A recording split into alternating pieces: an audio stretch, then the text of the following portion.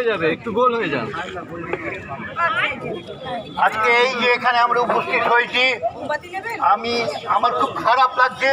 এই নিন্দনীয় বর্বরচিত ঘটনার আমরা তীব্র প্রতিবাদ করি। আমরা চাই বিচার, চাই সুবিচার চাই। যে মেয়েটিকে আমরা হারিয়েছি সে আমাদেরই পোস্ট গ্রাজুয়েট মেডিকেল এডুকেশনের সেকেন্ড ইয়ার ছাত্রী, আমার চেস্ট মেডিসিনের। এইটি আমার কাছে সবচেয়ে দুঃখজনক ঘটনা। আমি যখন আরজি করে ওই ঘরে ছিলাম, ওই ঘরে বসতাম হেড অফ দি ডিপার্টমেন্টের প্রফেসর হিসাবে, ওই ঘরে সেমিনার হতো। এখন ওই ঘরে 36 ঘন্টা ডিউটি করার পরে ওই মেয়েটি এখানে এসেছিল। তারপর যে ঘটনা ঘটেছে সেটা আপনারা সকলেই জানেন। অত্যন্ত নিন্দনীয় বর্বরচিত ঘটনা, এটার আমরা তীব্র প্রতিবাদ করি।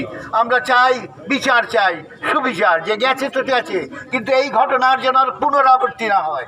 এটা যেন কামদনু, ধূপগিরি এবং মধ্যম গ্রামের মতন হয়ে সেই পথে না যায় এবং সবাই যেন ছাড়া পেয়ে যায়। এই জিনিসটা যেন না হয়।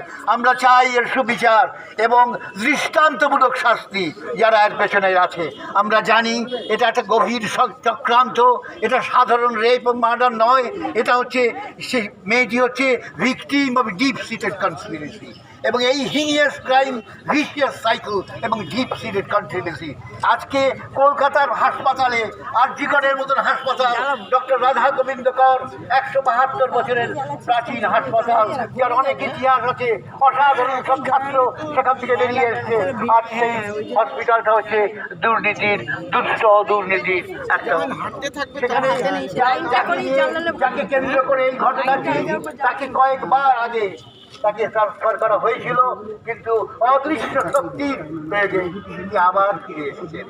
সেটা একটা বিরাট ব্যাপার। এই জন্য তাই আমাদের সংঘবদ্ধ প্রতিরোধ, এই যে জুনিয়র ডাক্তার এবং ছাত্ররা যে আন্দোলন করছে, এই আন্দোলন চলবে।